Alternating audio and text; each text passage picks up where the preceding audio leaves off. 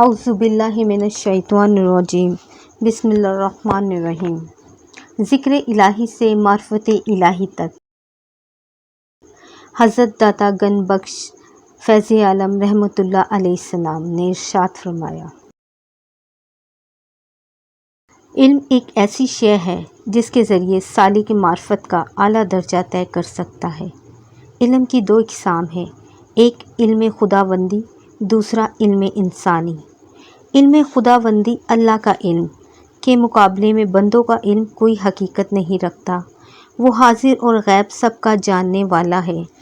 انسانی علم ظاہر و باطن میں نفع بخشنے والا ہے۔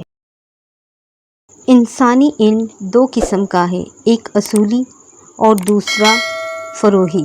اصول علم یہ ہے کہ ظاہر میں کلمہ شہادت پڑھنا اور باطن میں معرفت کی تحقیق کرنا۔ فروعی یہ ہے کہ ظاہر میں معاملہ کرنا اور باطن میں اس کے لیے صحیح نیت رکھنا۔ آپ علم باطن کو حقیقت کہتے ہیں اور علم ظاہر کو شریعت۔ علم حقیقت کے تین ارکان ہیں، ایک خدا تعالیٰ کی ذات کا علم، دوسرا خدا تعالیٰ کی صفات کا علم، تیسرا اس کی حکمت اور افعال کا علم، یعنی وہ تمام خلائق کا پیدا کرنے والا ہے۔